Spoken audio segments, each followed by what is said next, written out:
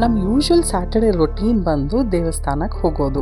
ಅದರಲ್ಲೂ ನಾವೇ ಕಟ್ಟಿರೋಂಥ ಹೂ ತಗೊಂಡು ದೇವಸ್ಥಾನಕ್ಕೆ ಹೋಗೋದ್ರಲ್ಲಿ ಇರೋ ಖುಷಿ ಬೇರೆ ಯಾವುದರಲ್ಲೂ ಸಿಗಲ್ಲ. ಈ ಸಲ ದೇವಸ್ಥಾನಕ್ಕೆ ತಗೊಂಡು ಹೋಗಿದ್ದು ನಾನು 3 ಥರ ಹಾರಗಳು. ಒಂದು ಶ್ರೀ ಆಂಜನೇಯ ಸ್ವಾಮಿ ಅವರಿಗೆ, ಮತ್ತೊಂದು ಶ್ರೀ ಮಹಾಲಕ್ಷ್ಮಿ ಅಮ್ಮನವರಿಗೆ, ಮತ್ತು ಶ್ರೀ ವೆಂಕಟೇಶ್ವರ ಸ್ವಾಮಿಗೆ ತುಳಸಿ ಮಾಲೆ. ಈಗ ಪ್ರೀವಿಯಸ್ ವಿಡಿಯೋನಲ್ಲಿ ನೀವು ನೋಡಿದ್ದಾದರೆ ಮಹಾಲಕ್ಷ್ಮಿ ಅಮ್ಮನವರಿಗೆ ಹಾಕಿದ ಮಾಲೆಯನ್ನು ತೋರಿಸಿದ್ದೀನಿ. ಈ ವಿಡಿಯೋನಲ್ಲಿ ಶ್ರೀ ವೆಂಕಟೇಶ್ವರ ಸ್ವಾಮಿಗೆ ಕಟ್ಟಿರುವಂಥ ತುಳಸಿ ಮಾಲೆಯನ್ನು ಹೇಗೆ ಮಾಡೋದು ಅಂತ ನೋಡೋಣವಾ. ಶ್ರೀ ಮಹಾವಿಷ್ಣುವಿಗೆ ತುಳಸಿ ಮಾಲೆ ಅಂದರೆ ಭಾಳ ಶ್ರೇಷ್ಠವಾದದ್ದು. ನಾವು ಯೂಶ್ವಲ್ ಆಗಿ ಕಟ್ಟೋ ಥರ ತುಳಸಿ ಮಾಲೆ ಅಲ್ಲದೆ ಸ್ವಲ್ಪ ಡಿಫ್ರೆಂಟಾಗಿ ಬ್ಯೂಟಿಫುಲ್ಲಾಗಿ ಹೇಗೆ ಕಟ್ಟೋದು ಅಂತ ಈ ವಿಡಿಯೋನಲ್ಲಿ ನೋಡೋಣ.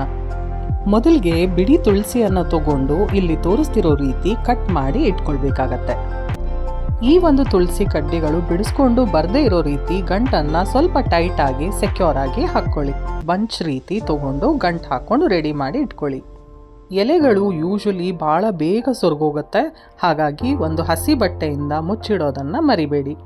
ಈ ಒಂದು ತುಳಸಿ ಮಾಲೆಯನ್ನು ಮಾಡೋದಕ್ಕೆ ನಾನು ಸೇವಂತಿಗೆ ಹೂವು ಸಹ ಯೂಸ್ ಮಾಡ್ತಿದ್ದೀನಿ.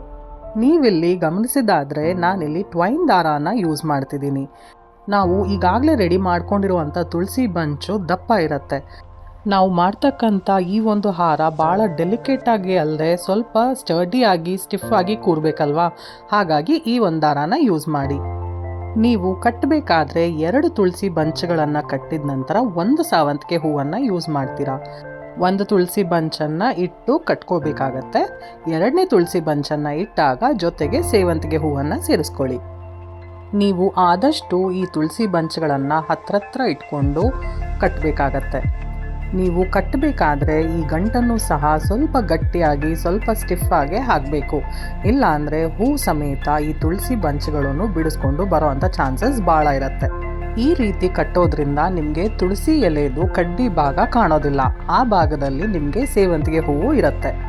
ಇಲ್ಲಿ ತೋರಿಸ್ತಿರೋ ರೀತಿ ನೀವು ನೀಟಾಗಿ ಮಾಲೆ ಕಟ್ಟಿದ್ದೇ ಆದರೆ ಯಾವುದೇ ಕಾರಣಕ್ಕೂ ತುಳಸಿ ಎಲೆಗಳಾಗಲಿ ಅಥವಾ ಈ ಒಂದು ಸೇವಂತಿಗೆ ಹೂವಾಗಲಿ ಬಿಡಿಸ್ಕೊಂಡು ಬರೋದಿಲ್ಲ.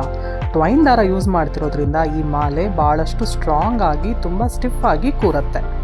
ಈ ರೀತಿ ಕಟ್ಟೋದ್ರಿಂದ ತುಳಸಿ ಮಾಲೆ ಒತ್ತಾಗಿ ನೀಟಾಗಿ ಕಾಣುತ್ತೆ. ಒಂದು ವಿಷಯ ಗಮನದಲ್ಲಿಟ್ಕೊಳ್ಳಿ, ನೀವು ತಗೊಳ್ತಿರುವಂಥ ಈ ತುಳಸಿ ಎಲೆಗಳಾಗಿರ್ಬೋದು ಅಥವಾ ಸೇವಂತಿಗೆ ಹೂ ಆಗಿರ್ಬೋದು ಫ್ರೆಶ್ ಆಗಿ ಇರೋ ರೀತಿ ನೋಡಿಕೊಂಡು ತಗೊಳ್ಳಿ. ಇದೇ ರೀತಿ ಪೂರ್ತಿ ಹಾರವನ್ನು ಕಟ್ಟಾಗಿದೆ. ಟ್ರಸ್ಟ್ ಮೀ, ಈ ಒಂದು ತುಳಸಿ ಹಾರ ಮಾತ್ರ ನೋಡೋಕ್ಕೆ ಭಾಳ ಚೆನ್ನಾಗಿ ಭಾಳ ಸುಂದರವಾಗಿ ಕಾಣುತ್ತೆ. ಇಲ್ಲಿ ನೀವು ನೋಡಿದ್ದಾದರೆ ತುಳಸಿ ಮಾಲೆನೇ ಸೆಪ್ರೇಟು, ಸೇವಂತಿಗೆ ಹೂವಿಂದು ಮಾಲೆನೇ ಸೆಪ್ರೇಟ್ ಅನ್ನೋ ರೀತಿ ಕಾಣ್ತಿದೆ ಅಲ್ವಾ. ಎರಡನ್ನು ಒಟ್ಟಿಗೆ ಸೇರಿಸಿ ಕಟ್ಟೋದ್ರಿಂದ ಇಷ್ಟು ಸುಂದರವಾಗಿ ಒಂದು ಮಾಲೆ ಆಗುತ್ತೆ ಅಂದರೆ ಯಾಕೆ ಟ್ರೈ ಮಾಡಬಾರ್ದು. ನೀವು ಒಂದ್ಸಲ ಈ ರೀತಿ ಕಟ್ಟೋದನ್ನು ಟ್ರೈ ಮಾಡಿ ನೋಡಿ, ಹೇಗೆ ಬಂತು ಅಂತ ನನಗೆ ತಿಳಿಸಿ. ನಾವು ನಡೆಯೋ ದಾರಿಯಲ್ಲಿ ದೇವರ ಕೃಪೆ ಬೆಳಕಾಗಿ ಸಾಗಬೇಕು. Be happy, stay blessed, and thank you so much for watching.